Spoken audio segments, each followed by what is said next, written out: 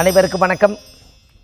ஆதிகால பாரம்பரிய திருவள்ளுவர் குலவம்சம் பிரசன்ன ஜோதிடர் சுபமாரிமுத்து திருப்பூரிலிருந்து இந்த பதிவு உங்களுக்காக. இன்றைக்கு ஒரு அற்புதமான ஒரு விஷயத்தை இன்றைக்கி உங்களுக்கு சமர்ப்பணம் செய்கிறேன். தமிழ் மாதத்தில் சித்திரை மாதம் தமிழ் மாதத்தில் 2ஆம் தேதி பிறந்தவர்களுக்கு உண்டான பலன்களும் ஆதிகார பரிகார கோவில்களும். இந்த 2ஆம் தேதினாலே தமிழ் 2. அப்போ 2ஆம் தேதி என்பது யாரெல்லாம் பிறந்திருக்காங்களோ அது ஜாதக கட்டத்தில் போய் பார்த்தீங்கன்னா ராசி கட்டத்தில் முதல் பாகைங்கிறது 1 டிகிரி, 2ஆவது பாகைங்கிறது 2 டிகிரி. இந்த 2ஆவது டிகிரி இருக்கும்போது சித்திரை மாதத்தில் அந்த வீட்டில் சூரியன் உச்சமாக இருப்பார். அப்படி கிடைக்கிறது ரொம்ப ரேர். அவ்வளவு சுலபமாக சூரியன் உச்சமாக மாட்டார். சித்திரை மாதத்தில் பிறந்த குழந்தைகளுக்கு மட்டும்தான் மேச ராசியில் சூரியன் உச்சமாக இருப்பார்.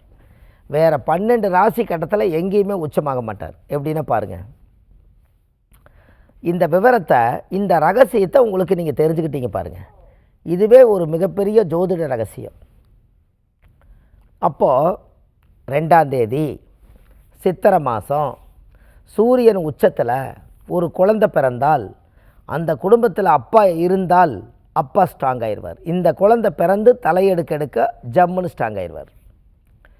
அதுதான் அவர் சொல்லுவார் இல்லைங்களா, ஜாதம் பார்க்க வந்தாருன்னு. இந்த குழந்தை பிறந்ததுக்கப்புறம் தாங்க எனக்கு வீடு அமைஞ்சது, நான் வீடு வாசல்லாம் வாங்கினேன், வண்டி வாகனமெல்லாம் எடுத்தேன், இன்றைக்கி தொழிலெல்லாம் ஓரளவுக்கு புள்ள பேரில் தான் ஓடிக்கிட்டு இருக்குது, இந்த குழந்தை பிறந்து எனக்கு கொஞ்சம் பரவாயில்லைங்க.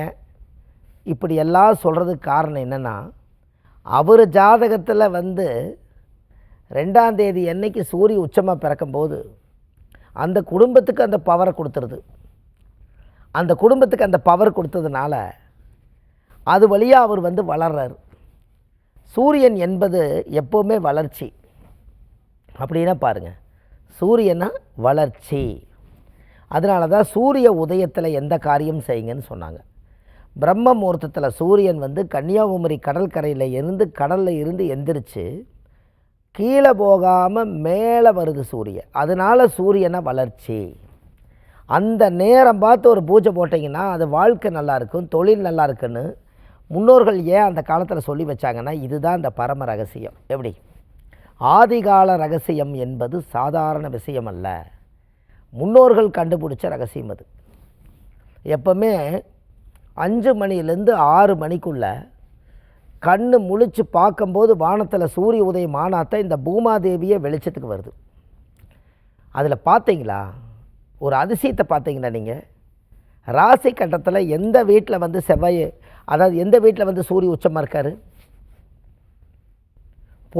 பொதுவாகவே பாருங்கள், சூரிய உச்சமாக இருக்கிற வீடு செவ்வாய் வீடாக தான் இருக்கும். மேச ராசியில் செவ்வாய் உச்சமாக இருப்பார். அப்போ மேலே சூரிய உச்சமாக இருக்கிறார். பல்லாயிரம் கோடி மைலுக்கு அந்த பக்கம் அந்த சூரியன் உச்சமாக இருக்கார். அதோட உச்சத்தோட பிரதிபலன் எங்கே வருதுன்னா பூமிக்கு தான் வருது. அதனால தான் செவ்வாய் பூமிகாரகன்னு சொல்லி இந்த பூமியோட டெம்பரேச்சர் கரெக்டாக இருக்கணுங்கிறதுக்காகத்தான் இந்த பஞ்சபூதத்தில் ஒன்று நெருப்பு கிரகம் தான் சூரியன். இங்கே பூமி கிரகம் செவ்வாய் பூமிகாரகன். அந்த நிலம் தத்துவம், இந்த நிலத்தத்துவத்துக்கு சூரியன் 30 டிகிரிக்குள்ளே கரெக்டான டெம்பரேச்சர் கொடுத்து இந்த பூமாதேவிக்கு வெளிச்சத்தை கரெக்டாக கொடுத்தா இந்த பூமியில் வாழ்கிற மக்கள் நல்லா இருப்பாங்கன்னு தெரிஞ்சு தான் செவ்வாய் வீட்டில் சூரியன் உச்சமாக முன்னோர்கள் அந்த காலத்தில் ஜோதிடத்தில் வகுத்து வச்சுருக்காங்க. எப்படி இங்கே மேலே அடிக்கிற வெளிச்சம் கீழே பூமிக்கு தான் ஆகணும். அதனால் பூமிகாரகன்னு செவ்வாய் வீட்டில் சூரிய உச்சம். எப்படி இதை உறவாய் எடுத்துட்டால் சூரியனா அப்பா, செவ்வாயினா ரத்த உறவுகள், அவங்க எல்லாம் நல்லா இருக்கிறக்க அந்த ஆத்மாகாரகன் தான் சூரியன். என்ன ஒரு அழகுன்னு பாருங்கள். இதெல்லாம் இந்த ஜோதிடத்துக்குள்ளே தெரியலனா இதை மக்களுக்கு எப்படி கொண்டு போய் சேர்த்துவீங்க? சூரியன் இப்போ 2ஆவது தேதியில் பிறந்திருக்கிறாருன்னா அவருக்கு 2 டிகிரியில் சூரியன் இருப்பார். தமிழில் 2ஆம் தேதி அன்றைக்கி யார் பிறந்திருந்தாலும் 2 டிகிரியில் இருக்குது சூரியனை. நீங்கள் இப்போ போய் ஜாதகத்தை எடுத்து செக் பண்ணி பாருங்கள். நீங்கள் 2ஆம் தேதி தேதி காலண்டரில் சூரியன் பிறந்ததுக்கும் நீங்கள் ஜாதகத்தில் 2 டிகிரியில் சூரியன் நிற்கிறதுக்கும் சரியாக இருக்குது. இதுதான் ஜோதிடம் வந்து விஞ்ஞானமாக பொருத்தி வச்சுருக்காங்க. அப்போ 2 டிகிரியில் சூரியன் உச்சமாக இருந்தால் ரொம்ப பவராச்சே. 10 டிகிரி வரைக்கும் பரம உச்சம். 10 டிகிரிக்கு மேலே தான் உச்சத்தினுடைய தன்மை கம்மியாயிட்டே வரும். ஆனால் 10 டிகிரி வரைக்கும் சூரிய உச்சமாக இருந்தால் அசுவனி நட்சத்திரத்துக்கே 10 டிகிரி கிடச்சி போச்சே. ஏன்னா அசுவனிக்கு 10 டிகிரி, பரணி நட்சத்திரத்துக்கு 10 டிகிரி, கார்த்திகை நட்சத்திரத்துக்கு 10 டிகிரி, மொத்தம் 30 டிகிரி ஆச்சுன்னா ஒரு ராசி மண்டலத்தில் விட்டு சூரியன் அடுத்த ராசி கடந்துருவாரே, ரிஷப ராசிக்கு. அப்போ இதில் பாருங்கள், 10 டிகிரியே பரம உச்சம்னா 2 டிகிரியில் இருக்குதுன்னா, அதனால தான் 2ஆம் தேதி பிறந்தவங்களுக்கு அப்பா ஸ்ட்ராங்காக இருப்பாருங்கன்னு சொன்னேன். அவங்களோட முன்னோர்களில் அப்பா யாராவது அவரோட ஜாதகத்தில் ஏதாவது மாண்டு போயிருந்தாங்கன்னா அது கணக்கில் நீங்கள் எடுத்துக்கூடாது. உயிரோடு இருந்தால் இந்த ஜாதகத்துக்கு பவர். அவரோட விதி முடிஞ்சிருச்சுங்கிறதுக்காக நம்ம இந்த ஜாதகத்தில் சூரிய உச்சம் தானுங்க, ஏனுங்க எனக்கு அப்பா இல்லைன்னா இந்த ஜாதகத்தை வச்சு முடிவு பண்ணாதீங்க. அவருடைய அப்பா இறப்புக்கு அவர் ஜாதகமே காரணம், அவ்வளோதான். எப்பவுமே ஒரு குற்றத்தை நாம் தான் செய்வோம், அந்த குற்றத்துக்கு பரிகாரம் நாம் தான் தேடுவோம். இது இன்னொருத்தருடைய ஜாதகத்தை மென்ஷன் பண்ண வேண்டியதில்லை. அப்போது பாருங்கள், என்ன ஒரு அதிசயம். சூரியனுடைய பிம்ப ஒளி வந்து இந்த பூமாதேவிக்கு வர்றதுக்கு செவ்வாய் வீட்டில் கொண்டு போய் சூரியனை உச்சமாக வச்சதுனால தான் செவ்வாய் பூமியில் வந்து அந்த டெம்பரேச்சர் வர்றதுக்கு காரணம். அதனால தான் சூரியன் எத்தனை மணிக்கு உதயமாகுது? 6 மணிக்கு உதயமாகுது. அஸ்தமனம் எத்தனை மணிக்கு உதயமாகுது? 6 மணிக்கு மேலே அஸ்தமனம் ஆகுது. அதனால தான் சூரியன் திசை 6 வருஷம்னு வச்சாங்க. இந்த 6வே அப்படியே கூட்டிக்க வேண்டியதான். காலையில் சூரிய உதயம் 6 மணி, அஸ்தமனம் 6 மணி.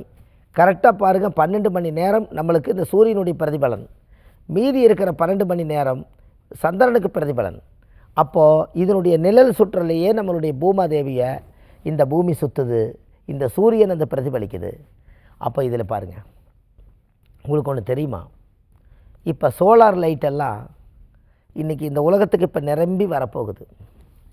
நிறைய இடத்துக்களில் பார்த்தீங்கன்னா இப்போ சோலார் நிறைய போடுறாங்க. அதுக்கு என்ன காரணம்னா, சூரியனுடைய பிம்ப ஒளியை வாங்கி சோலார் சென்சாரில் மாட்டி அது வழியாக அவங்களுக்கு அந்த உடலுக்கு ஹீட்டு வர்றதுக்கு காரணமே, அந்த லைட்டு வர்றதுக்கு காரணமே அந்த பிரபஞ்ச சக்தி ஈர்க்கக்கூடிய பவர் அந்த சோலாருக்கு இருக்கிறனால தான் இனி போகிற காலத்தில் விஞ்ஞானத்தை இவ்வளோ பொறுத்துறாங்க. இது எல்லாமே ஆதி காலத்தில் முன்னோர்கள் இதை உருவாக்கி வச்சது தான். இன்றைக்கி எடுத்து பார்த்தீங்கன்னா இன்றைக்கி வேறு மாதிரி இருக்குது. இந்த உலகம் ஒவ்வொரு மனிதர்களும் தோன்றி மண்ணுக்குள்ளே அழியக்கூடிய பிறவி எடுத்து தான் நம்ம வந்திருக்கிறோம். அதை தோன்றி அழியக்கூடிய மானிட பிறவியில் இந்த உலகம் முழுவதும் சிறப்பாக இருக்கணும் அப்படின்னா கண்டிப்பாக இந்த ஒரு கோயிலுக்கு நீங்கள் போயிட்டு வாங்க. என்ன கோயில்? கோவை மாவட்டத்தில் ஈச்சனாரி விநாயகர். கோவை மாவட்டத்தில் ஈச்சனாரி விநாயகர்னு ஒரு விநாயகர் இருக்கார். காலங்காலமாக அந்த கோவில் இருக்குது. அந்த கோவிலில் நடக்காத கல்யாணமே இல்லை.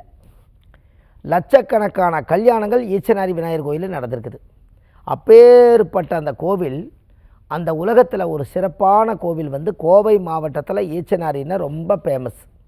நீங்கள் அந்த கோயிலில் போய் அருகம்பில்லு மாலை போட்டு, வெள்ளரிக்கலை மாலை போட்டு, சாமிக்கு தேங்காவளை உடைச்சி பூஜை பண்ணி அந்த கோவிலை நீங்கள் சாமி கும்பிட்டு வந்தால் உங்கள் ஜாதகத்தில் இருக்கக்கூடிய தோஷமெல்லாம் நீங்கி தமிழ் மாதத்தில் சித்திரை மாதத்தில் 2ஆம் தேதி பிறந்தவங்க அந்த கோயில் போயிட்டு வந்ததுக்கப்புறம் உங்களுக்கு ஒரு அசுர வளர்ச்சி இருக்குது. கண்டிப்பாக இது செய்யுங்க, நல்லதே நடக்கும். இதெல்லாம் இந்த ஆதிகால பரிகார புத்தகத்தில் கொடுத்துருக்கேன். அடுத்த தலைமுறைகள் எடுத்து பார்க்குற அளவுக்கு அதில் இருக்குது. அந்த புத்தகம் வந்து ஒரு A4 சைஸ், 1736 பரிகாரங்கள் கொண்ட மகத்துவமான புத்தகம், பொக்கிஷம். இந்த புத்தகம் வந்து கீழே போயிட்டு இருக்க நம்பருக்கு கால் பண்ணிங்கன்னா ஆன்லைன்லேயே கிடைக்கிது. இது இல்லாமல் நம்ம ஜாதகம், பிரசனம் எல்லாமே பார்க்குறோம், ஜோதிடம் பார்க்குறோம். எங்கே பார்க்குறோம்? சென்னையில் வடபழனி முருகன் கோயில் வாசல்லையே நம்ம ஜோதிட அலுவலகம் இருக்குது, அங்கே பார்க்குறோம். மற்ற தினங்கள் வந்து சனிக்கிழமை, ஞாயிற்றுக்கிழமை, திங்கக்கிழமை சென்னையில் ஜோதிடம் பார்க்குறோம். மற்ற தினங்கள் நம்ம திருப்பூரில் பார்க்குறோம். இந்த 2 இடத்துலையுமே நம்ம வந்து கீழே போயிட்டு இருக்கிற கால் பண்ணிங்கன்னா ஒரு முன்பதிவு செஞ்சு வச்சுட்டு நீங்கள் வரலாம். இது இல்லாமல் நவ கைலாயத்துக்கு நம்ம கூட்டிகிட்டு போகிறோம். நவ கைலாயம் அது எங்கே இருக்குன்னா, நம்ம தமிழ்நாட்டுக்குள்ளே நவ கைலாய கோயில் சித்தர்கள் உருவாக்கி வச்சுக்கிறாங்க.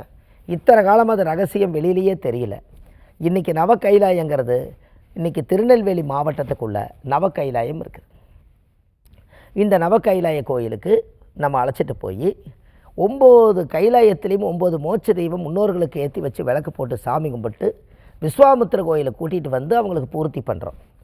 இது ஏதாவது நீங்கள் ஏதாவது விருப்பப்படக்கூடியவங்க கீழே போயிட்டு இருக்க நம்பருக்கு கால் பண்ணிங்கன்னா பதிவு பண்ணி வச்சுட்டு பௌர்ணமி அமாவாசையில் அழைச்சிட்டு போகிறோம். இது இல்லாமல் நம்ம ஜோதிடம் கற்றுக் கொடுக்குறோம். நம்ம முன்னோர்கள் விட்டதை நம்மளோட போயிடக்கூடாது. ஜோதிடம் வந்து ஆண்கள் படிக்கிறாங்க, பெண்கள் படிக்கிறாங்க. இப்போ பெண்களுக்கு ஒரு பேட்ச் போயிட்டுருக்குது. யார் வேணாலும் 108 பேர் வந்து பெண்களே வந்து சேர்ந்து படிக்கிறாங்க. யார் வேணாலும் படிக்கலாம். இதில் வந்து ஜாதகம் வந்து பார்க்குறோம். இதில் முன்னோர்களுக்கு எல்லா விஷயங்களும் இதில் இருக்குது. காசி, ராமேஸ்வரம் எல்லாமே அழைச்சிட்டு போகிறோம். அனைத்தும் தெரிஞ்சுக்கிறதுக்கு கீழே போயிட்டு இருக்கிற நம்பருக்கு கால் பண்ணிங்கன்னா உங்களுக்கு சகல விஷயம் கிடைக்கும் என்று சொல்லி, ஆதிகால பாரம்பரிய திருவள்ளுவர் குல வம்சம் பிரசன்ன ஜோதிடர் சுபமாரிமுத்து திருப்பூரிலிருந்து இந்த பதிவோடு உங்களுடைய வாழ்க்கையில் நல்லது நடக்கும் என்று சொல்லி, வாழ்வது ஒரு முறை, வாழ்த்தட்டும் தலைமுறை. நன்றி, வணக்கம்.